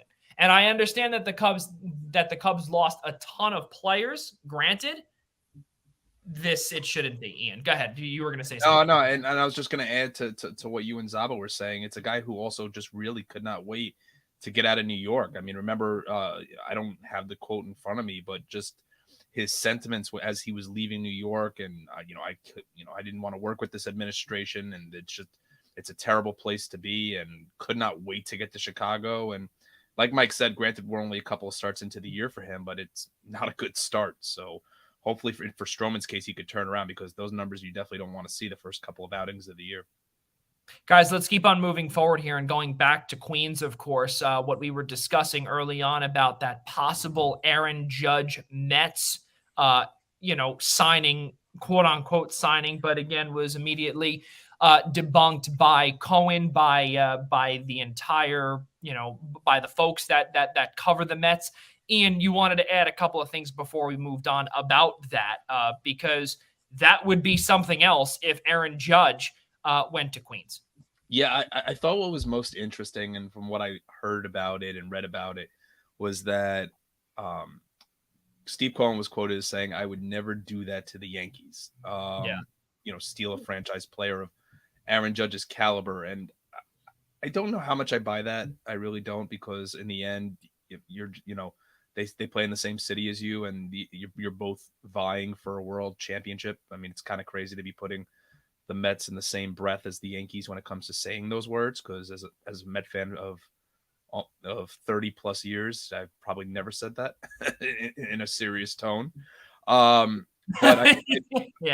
I think what is most interesting about it is that, and I heard Evan Roberts say this on The Fan, that the reason they're probably not going to go after Judge is because they're waiting 2 or 3 years to put in a massive offer for Juan Soto, which I think seems, a great way to try to steal. I mean, remember Juan Soto's brother was signed by the Mets, and then left the Mets when he signed and went to Washington. So you wonder if this is a whole type of eventual package deal. I mean, to fleece him from your division rival and just put a star young, who at the time will be younger than Judge is now, star outfielder for the future in right field for the New York Mets. So I think that's probably more the reason than paying Judge somewhere up around 8-9 years to take him until he's 40. And could it be an encore situation for the Washington Nationals to not only lose Bryce Harper, which we knew was going to happen anyway at the time, because the Lerners were not paying Harper that much money that he wanted, but could they open the wallet for Soto? We don't know, because the Lerners are looking to sell the Nationals, so we have no idea what's going to happen down there, and that would be one heck of a story if the Nationals lose both Harper and Soto in a span of about 5 to 6 years, maybe even more. Yet they did come away with a World Series championship in 2019, but for them to lose a second franchise player, that would probably raise the alarms down in the nation's capital. But for the Mets, though, that would be pretty big to make that offer. And if there is anybody who can make a substantial offer that, can easily play around with the numbers, it's Steve Cohen, because he could say, here you go, here's a blank check, write down whatever number you want, and I will sign it. He can do that. And imagine, Joey, by the time Soto would be a free agent, Lindor would still be right in the thick of his prime. He'd be age 29, age 30. So he'd probably be entering the last 4 to 5 years of his prime years. And then factor that in with Soto, you've got 2 generational players in a lineup back to back. Yeah, absolutely. And you have no idea also what the pitching would look like either for the Mets. And again, with a wallet like Steve Cohen, it goes very deep. So a lot of good things on the horizon for the Mets, as Yankees fans don't want to hear it, because things are looking quite bleak for the Yankees, despite them still spending money and whatever. Guys, let's keep on moving forward here, and let's go into the National Football League once again. We were discussing it early on. Just north of me where I am on the Turnpike, there's some issues over in Giants World. And the problem that's going on in Giants World is that Kadarius Toney does not want to report to voluntary practice. Well, that's okay, because it's voluntary. That's what Kenny Golladay says. But hold the phone. There is some possibilities that the Giants may be looking to trade Kadarius Toney. What happens here, Ian Schraier? I'm not surprised in the least. Let's also remember that this is a draft pick that's tied to the end of Dave Gettleman. It was his last draft as general manager of the New York Giants. And Kadarius Toney was brought in under his administration and his coaches. Now we're working under new administration with Joe Schoen as the GM and Brian Daboll as the New York Giants head coach. And if you are a second-year player, you are by no means, just because you were drafted in the first round, a franchise player, means that you should be missing voluntary camp to try to get yourself abreast on what is going on with the playbook. I think even Kenny Golladay is at voluntary minicamp. And that should just give you all the more reason for a guy like Golladay, who's being paid a lot of money to produce at a very expensive position for the New York Football Giants, to come in and try to get himself familiarized with the playbook, with the new coaches, the new administration, and everybody that he will be reporting to come training camp in July. Kadarius Toney, who is spent half the year injured, the other half of the year definitely wowing people with some plays that he made because of his elusive speed, but by no means does he have any with regards to carte blanche of acting like he's this superstar player for the Giants. I would not be surprised to see him get traded. I don't know what they're going to trade him for at this point. I think his value is, even as just 1 year removed from the league, is awfully low. Like I said, he was hurt half the year, and the other half of the year, the Giants really couldn't put the ball in the end zone all that much, so he didn't score all that much. I'd say the only team that would potentially look into him if Urban Meyer was still there was the Jacksonville Jaguars, because they were the only team that was seriously pursuing Kadarius Toney besides the New York Giants in the draft last year. So I know Pat Leonard reported that the Giants are actively looking to trade Kadarius Toney. They're also actively hoping to trade James Bradbury by the draft to move money around with the cap. But I don't see any takers at this point. I mean, maybe Joe Shane come draft night finds a way to unload him for like a 4th or a 5th round draft pick at most, which would help the Giants, granted. But this doesn't surprise me one bit. This is just a disgruntled wide receiver. For whatever reason, he's disgruntled, that isn't happy now with the new administration of the Giants. Oh, boo-hoo. Mike, let me ask you this question now. And the thing to me is that what is the ceiling for Kadarius Toney? Is there a ceiling, or is it, here you go, here, I'll take a Subway sandwich for you? I mean, in terms of his talent, I mean, he's got great potential. Like Ian said, he had a couple of plays last year that really displayed that, this guy could really have a great future. And I think the biggest example was when he torched Trayvon Diggs down in Dallas for 189 yards. In that unfortunate loss down in Dallas, which came in a season of many losses once again for the Giants. But the talent is there, the potential is there, but there's just the question now of work ethic. I don't know why. Like, I get it's voluntary minicamp, but you're a guy you're only one season removed of coming into the NFL. You're injured for most of the time. Now you have new coaching.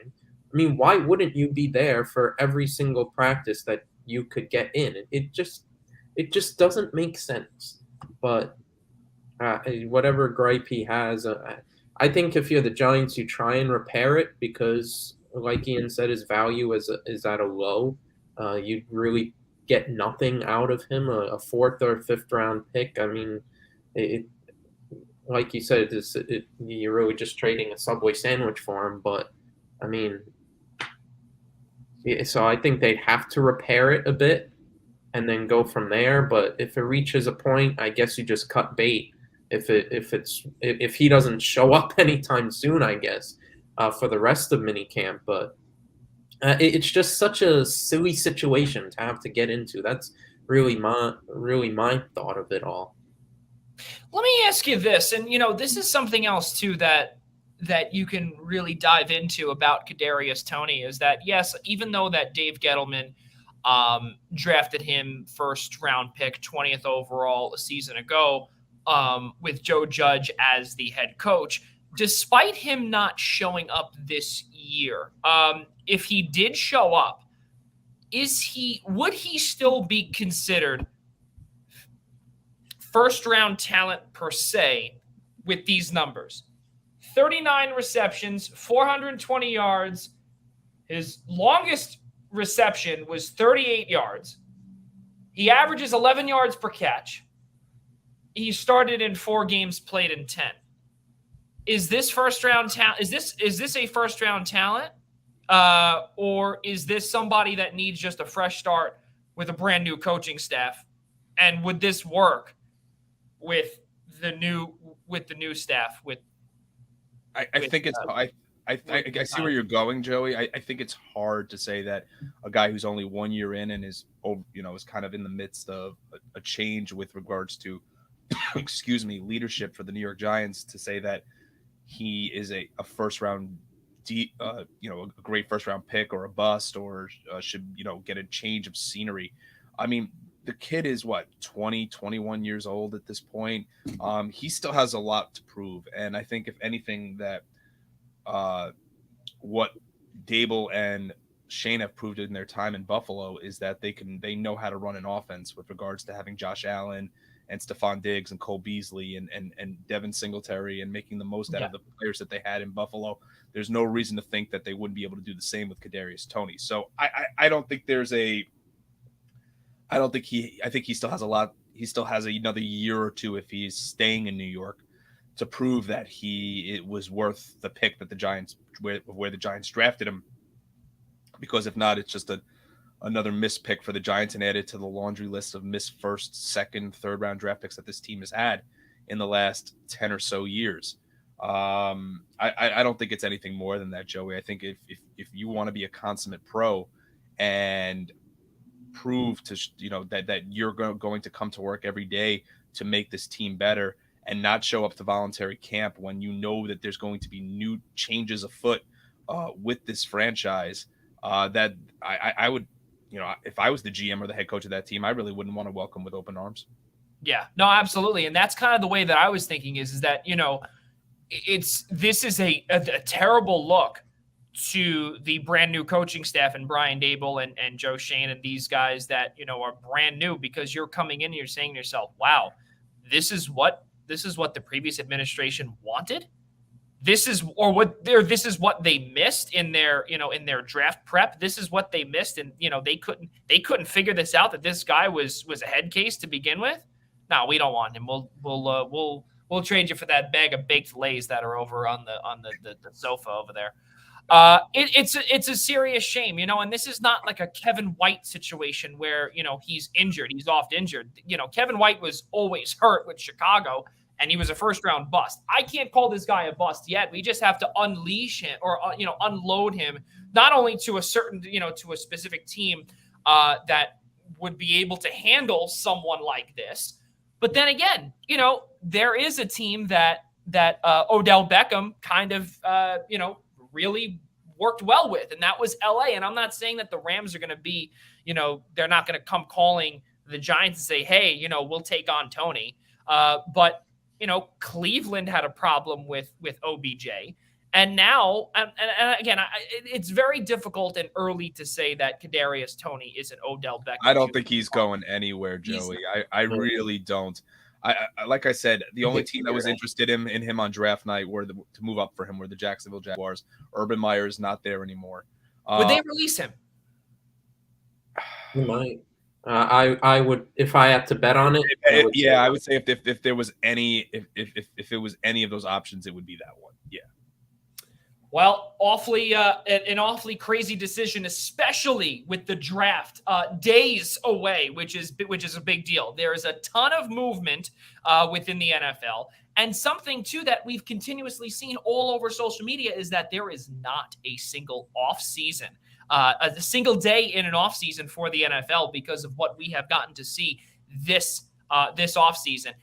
I'll be honest with you guys. I think that this is one of the best off seasons that we have seen in the National Football League in a very long time, because there are stretches where there's not a lot of there's not a lot of room to talk about things. There's not a lot of chatter, period, because everyone's off for the spring and for the summer.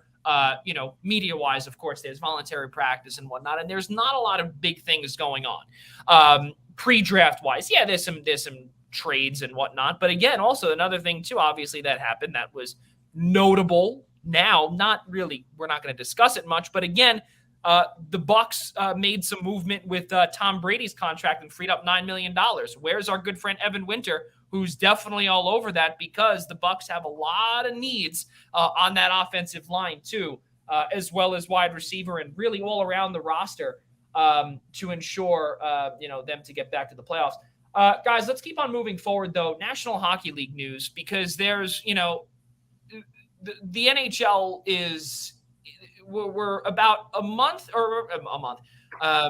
couple of weeks shy of the first round of the playoffs. And obviously for those that do not know, this is late for the National Hockey League to end. And the reason why was because the Winter Olympics was supposed to be in Beijing, and the NHL was supposed to participate.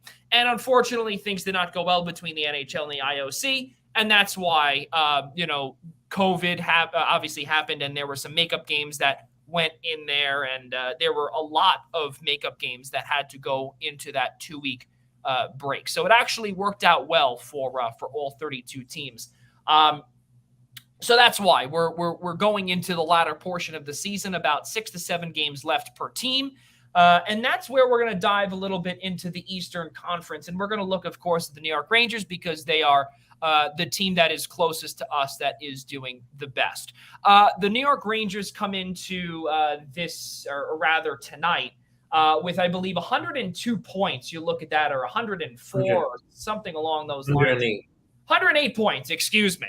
God help me if I miss 1 or 2 points, because that'll make a massive difference.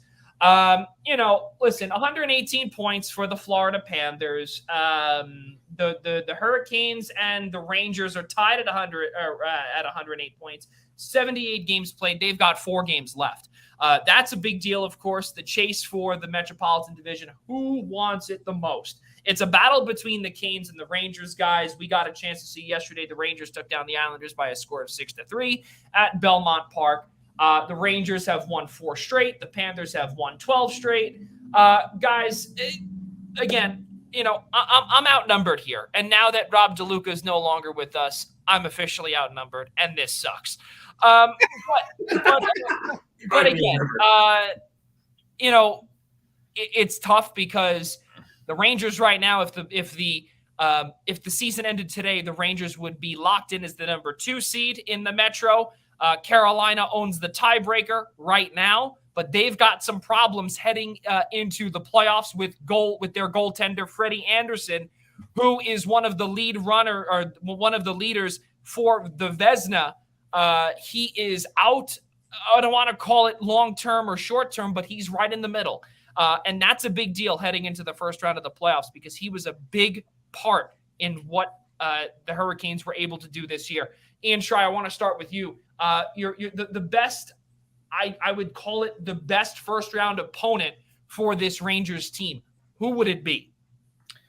I'd have to say one of either the Pittsburgh Penguins or the Washington Capitals, probably. I know it's hard to maybe not pick one of the two. The Rangers have done incredibly well against both teams this year. I believe they're 3-1 this year. They went 3-1 against the Pens. They still have one more game left with the Caps, but I believe they're 2-1 against Washington this year. Obviously, goaltending's been a big part of that, but the output, especially the last few weeks, when the Rangers have played most of their games against the Penguins, has really showed out, especially post-deadline with Kopp and Vetrano, and the fact that they've gotten a lot better 5v5. More of their games against the Caps have just been on the backs of Chris Kreider and Igor Shesterkin. But I think either or would be great for the Rangers. I'd really like to steer clear of the Atlantic Division at all costs. It's just so competitive. Obviously, they won't see Florida, but I mean that there's still a lot of jostling and with regards to or Toronto, but there's still a lot of moving around with regards to who will be the third team in the Atlantic and who will shift down to the wild card, that being Boston or Tampa.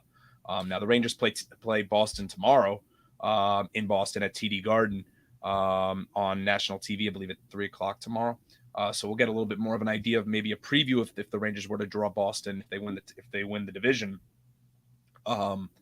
But yeah, I would say Pittsburgh and Washington. They've really played well against both those teams this year. It's hard to go against Shesterkin based on his resume against either of those teams in the first round of the playoffs. Yeah, that's and just really how well the offense has been playing as well. Mike Szabo, continue on with his point.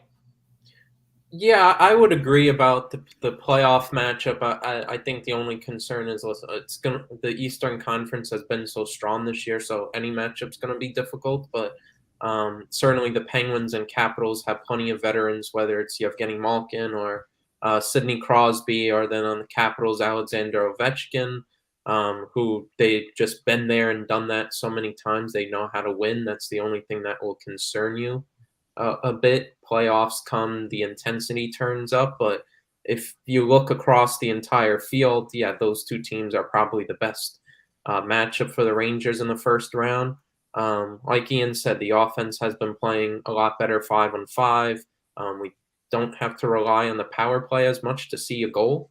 The defense has also been playing a bit better as well in terms of allowing high danger opportunities on Igor Shesterkin or Georgiev when he's in there.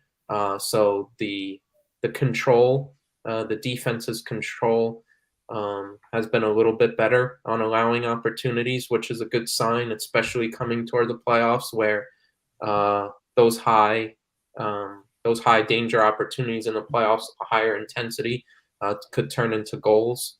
So that's a big important part of it. So this is kind of the part where you kind of hate things as a fan, where you always want to see your team win.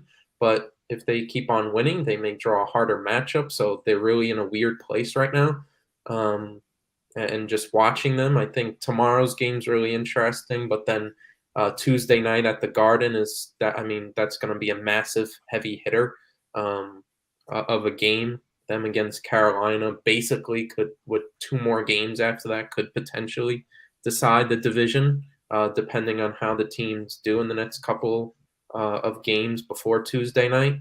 But yeah, all signs are pointing up. It's just you'd rather avoid the Atlantic Division. Yeah, I mean, again, this is something that you look at and you say to yourself, well, we could go into this playoffs and not have to go against a Boston team that is so gritty, first off, for starters. And also you won't have to go up against the team, if I'm not mistaken. We have not seen Evgeny Malkin in a long time. He was suspended for the cross-check, remember? Right, exactly, yeah. So, and the way, and I don't want to say a long time, but obviously, yes, he was suspended. I think it was, 4 or 5 games? Yeah. 4 games, yeah. So it seems like a lot. So he'll be back, obviously, but I don't know. Do I want to go against the grit? Do I want to go against the experience? And again, when you have a player or players like Crosby, Malkin, Jeff Carter. Again, I don't know if I really want to go up against a team like Pittsburgh, despite their record or the amount of points that they have, 99 right now.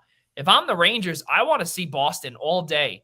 If I'm the Rangers, I don't want to see Pittsburgh, because despite what they have been able to do throughout all the years that they've been able to push teams to the brink and continuously show their experience and showcase it on a national stage night in and night out. A couple of years ago, we remember when the Islanders played the Penguins in a playoff series, and we saw what happened with Jeff Carter, right? Or I think we remember that. I believe me and Ian were discussing that. When Jeff Carter just absolutely annihilated the New York Islanders, but the Islanders eventually came out on top. But, the difference though is that, again, this team is fully healthy. They've got a lot of depth now. This is a team that was very top 6 heavy. The Penguins were, but the Rangers now, all of a sudden, they are now rolling all 4 lines. They're rolling all 4 lines. And that is something very dangerous for this team to go up against any opponent. And I think that the best opponent for them would be the Bruins as of right now. But again, they are a team that is very experienced. I don't expect anything less from them. I think that the Rangers will still win 1 round, but whoever it may be coming out of the Atlantic Division, I think that's where their road stops. And obviously that's not the question that it is, but of course I had to just throw that in anyway. The Carolina Hurricanes, fellas, this is something else though that we need to bring up here, because this is a big deal throughout the entire NHL. Freddie Anderson, they're going to be turning to Rangers legend Andy Raanta. And they now are going to have to rely on him for the division crown. This is a big deal. We're going to see Antti Raanta against the Rangers, coming this, what was it, this Thursday? Tuesday. That's a big deal. Mike Zabo, I want to start with you. How big of a loss is Freddie Anderson for this Hurricanes team? I mean, it's pretty huge, especially this close to playoff time. When you get into those shorter playoff series, having a goalie like Anderson, who's of a Niza type goalie, it makes you that much harder to beat in the playoffs 4 times in a series. But I think Raanta has been capable this year. I think his record is like 23-15 and something. So he's done well filling in as a backup for Carolina. It's just, can he do that in the playoffs? So I think there is a concern, but if you're Carolina, I think they got a pretty talented enough team that I don't think Raanta will, that they got a good enough defense that I don't think Raanta will be seriously a liability. I don't think he'd be a reason that they fall out of the division lead or they lose a playoff series and whatnot. They're going to have a really tough first round matchup if they hold on to the division lead, whether it could very well be the Tampa Bay Lightning, who are the two-time defending Stanley Cup champions. And that's not an easy road going through that in the first round, even as good as Carolina has been. So it is a concern. So that's my thoughts on that, yeah. I think we'll just want to clarify here what it would be right now if the Hurricanes would be playing the Caps. Right now Toronto and Tampa, that would be the 2-3 game. Carolina would be playing Washington. Boston is 3 points shy of Tampa, which could be, but then that would be or actually, it would be Carolina, Boston, Florida, Washington. That's what it is. And Toronto, Tampa. Yes, that's exactly what it would be. So there's definitely a lot of shuffling there. Could that happen though? I mean, listen, if I think that would be probably the worst case scenario for Carolina. That would be the worst. If only we could go to the simpler days of all the seedings and everything in the Eastern Conference. Remember those sweet, great days before I was born. That I was gonna say, Mike, you were a mustard seed. That's what you were. You were one of those mustard seeds that are, the size of this little green camera that's on here, or this green dot that's on here saying that the camera's on. That was you back in 2013. But yeah, no, many years ago it was 1-8, 2-7, the good stuff, the good times back in the Eastern and Western Conference Finals, and that was when it was I love those way better than what it is now. But it's all good, and I want to move over, guys, to the West Coast. And I think when you look and say to yourself about the Western Conference in the NHL, you say to yourself that, well, the Vegas Golden Knights are finally getting what they deserve, which is 78 games played, 89 points. They are 2 points shy out of a wild card spot with Dallas. They are also 5 points shy with 4 games to go, 1 game in hand with LA. It's not good. Let's just say it's not good whatsoever. $100 million payroll pretty much going up in flames. Yeah, it's not looking too hot for Vegas, guys. Ian, I want to start with you here. Mm-hmm. It's such a shame to see with what Vegas has done with Nate Schmidt, what they've done with many other players, what they did with Evgeny Dadonov. They now have a lot of cap issues heading into next year, and the entire Vegas Golden Knights franchise is really just suffering from it. And I can't say that I feel bad, because I really don't. You just wonder at this point. You just hate the cap manipulation, don't you? You're the numbers guy. You just hate all that cap stuff. Yeah, well, I mean, I do for sure. But listen, the reason why I say it that way is because I have a problem. I have a big problem with the way they treat some of their players, right? You say to Nate Schmidt, yeah, we're going to sign you long-term. You guys, you're going to be a big part of this. And then, oops, we got somebody else. We got a brand new toy coming in, and Alex Pietrangelo. Oops, there's no room for you. Bye. Right? Mm-hmm. And we also remember how they did Marc-Andre Fleury, because, oops, they signed Robin Lehner to a big deal worth $5 million. I think it was like 5 times 5. And oops, we got no more room for you. Let's ship you off. Yeah. That's a problem. And now you say to yourself too, oh, we need a center. Jack Eichel, let's get him. Oh, he's making $10 million a year with no retained salary up in Buffalo. So now they've got everything on them. And now they're going to have no choice but to trade Dadonov. And guess what? They know every other team in the NHL, all 31 teams know that they are going to squeeze every little bit out of Vegas. And what does that mean? That means that they are going to be very desperate to get under the cap, because the cap only raised $1 million this upcoming year. And they can ask for a 7th round pick, and they might have no choice but to take it. I'm not saying that that's going to happen. People are going to play fair.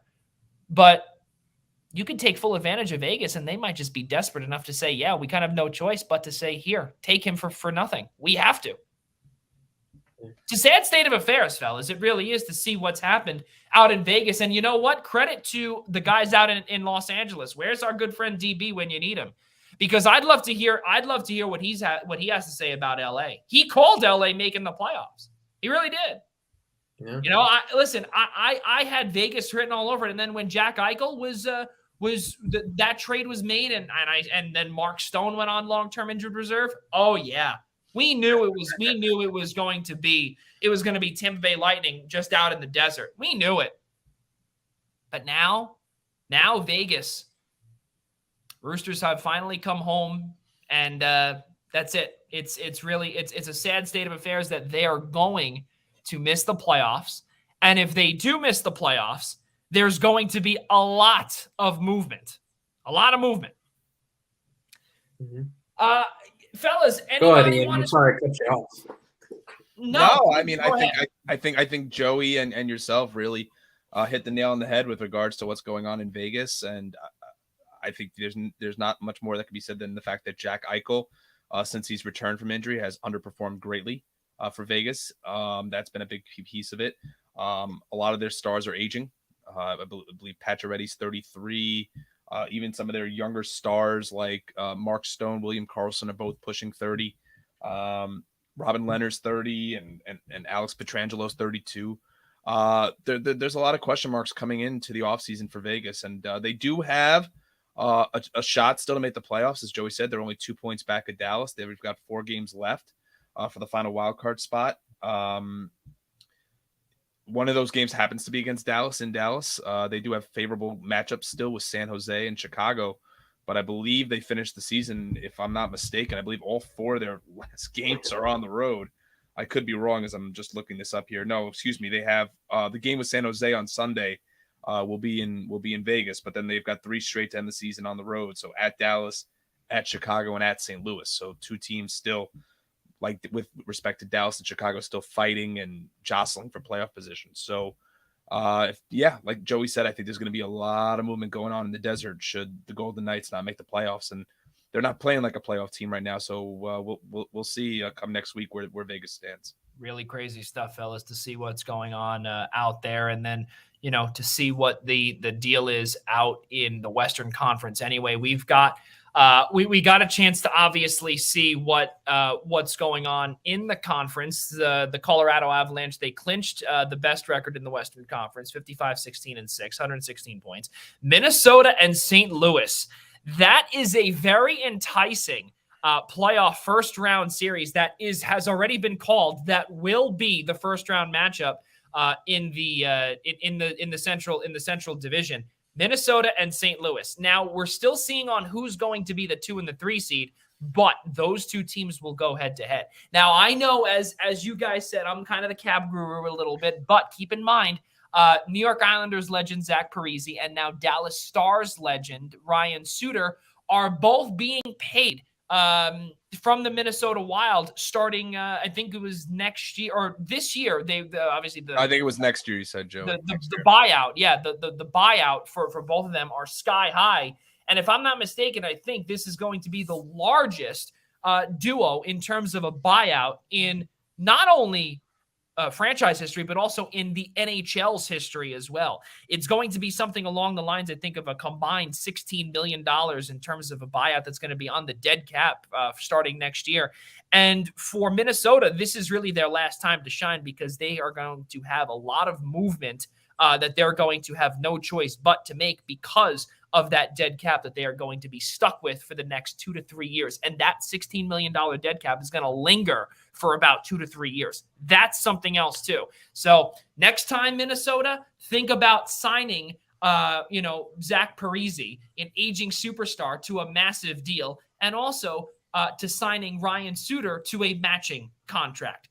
Dunces, not too bright. Yeah, and it never worked out at all. So that's a shame. Let's keep moving forward, fellas. And I do believe that has come to our show has come to a close. Crazy stuff how an hour and 54 minutes have gone by like that. Jake Zimmer, Kyle Madsen were on the show early on. We cannot thank them enough, of course. And guys, let's get to our final thoughts, of course. Sports update, as Jake Zimmer did kind of say earlier, Donald Copeland, assistant coach under Kevin Willard over at Seton Hall, becomes the next head coach over at Wagner for the Wagner Seahawks out in Staten Island, which is a cool thing. That was unofficially announced, of course, but all signs point to that. Also, per some sources of mine as well, say yes, that is the case. Guys, let's get to our kudos. Ian, start with you first on our kudos. Sure. Initially, I wanted to give my kudos to Andrew Kopp, and congrats again to Andrew Kopp on his first career hat trick as a Rangers, second career hat trick. Yeah. What else you got? No, my kudos actually go out to New York Rangers backup goaltender Alexander Georgiev. I've been riding him all season, and just did not like his attitude early on in the year. Really felt like, really thought he was going to get traded because he wasn't liking the amount of, or the lack thereof, of time and goal that he was receiving with respect to the season that Igor Shesterkin's been having. But the two have really turned into a formidable pair. They until last night, they had a shutout streak of up to 200 minutes between, and as a result, both of them have started 2 games, and they're on a 4-game winning streak as they're a team who was maybe going to back into a wild card spot is contending for a Metro Division title, and Alexander Georgiev is a big part of that. So my kudos go to Rangers backup goalie Alexander Georgiev. Mike Szabo, I'm hoping maybe you can give kudos to a Subway sandwich as opposed to somebody else on the New York Rangers, please. Who else? What's your kudos? My kudos is not on the New York Rangers for now. Thank you, God. Thank you, God. My kudos goes to our alma mater, Joey, and the news last week of Andre Curbelo coming in. Certainly a ton to still work out for St. John's this offseason, but you heard the news. The talent potential there, bringing him in. Just a fantastic get in the transfer portal and start to the offseason for Mike Anderson and his coaching staff. Still have a lot to work out in terms of shooting issues, but a really good start to the offseason there. Get ready for Mike Szabo's quad 1 win updates coming to you in the 2022-23. I'm not saying it's going to work out, but right now it's a good start. They still need a lot more. As a quad 1 win before they've even played a game yet. Yeah. Well, this is something else too, is that Andy Katz also put out on NCAA.com in terms of top teams to start off the off season, and St. John's and Providence are the top 2 teams that he's got up there, in addition to a couple others that have made waves in this year's off season. So everyone hold your horses. St. John's will only get 2 more wins and still fail in the Big East tournament. Guys, no, I have no hope. Curbelo or none. I'm sorry. No. Guys, my kudos goes to former, I can't believe I'm saying this, former Duke player Paolo Banchero. He was just he just declared for the NBA draft with an agent. He's done down at Duke. So many different players are done. Mark Williams is done. Plenty of players are done down in Duke. And just like what Jake was saying also is that, your number only gets retired if you spend all 4 years there. And that's not the case here with a lot of these players now today. So my kudos goes to Banchero, just because he had such a fantastic, March Madness season. And I would not be surprised if he goes in the top 3. Yeah, book it. There is some chatter that Paolo Banchero could potentially be the number 1 overall pick. I don't see that happening, but I do see him in the top 3. Absolutely. He is that dynamic, and I can see him playing a big part on an NBA team. Well, guys, our show has come to a close. Ladies and gentlemen, we cannot thank you all enough for being a part of this Friday night special, 7:30 start. 2 hours have come and gone like that. Please be sure to subscribe to us on the following platforms: Google Play, Apple Podcasts, Spotify, iHeartRadio, and Odyssey. And of course, please do us all a favor and subscribe to us on YouTube by searching The Eastern Observer. Why? Because you get to see all of our beautiful faces every single week. Ladies and gentlemen, also, we did announce last week that our summer series of the Primetime Rundown will begin on Monday, June 6th, going all the way till the week before Labor Day, August 29th, and all of those shows can be seen starting at 7 p.m. right here on the Eastern Observer. Also, ladies and gentlemen, too, please be sure to subscribe to our friends at the Essential Wrestling Podcast. Episode number 100 will come your way later in May. Well, for Ian Schraier, Mike Szabo, I'm Joey Jarzynka. For all of us here at the Eastern Observer, we wish you well on this Friday evening. And for all of us here at the Blackjack Media Group, we'll see you next time.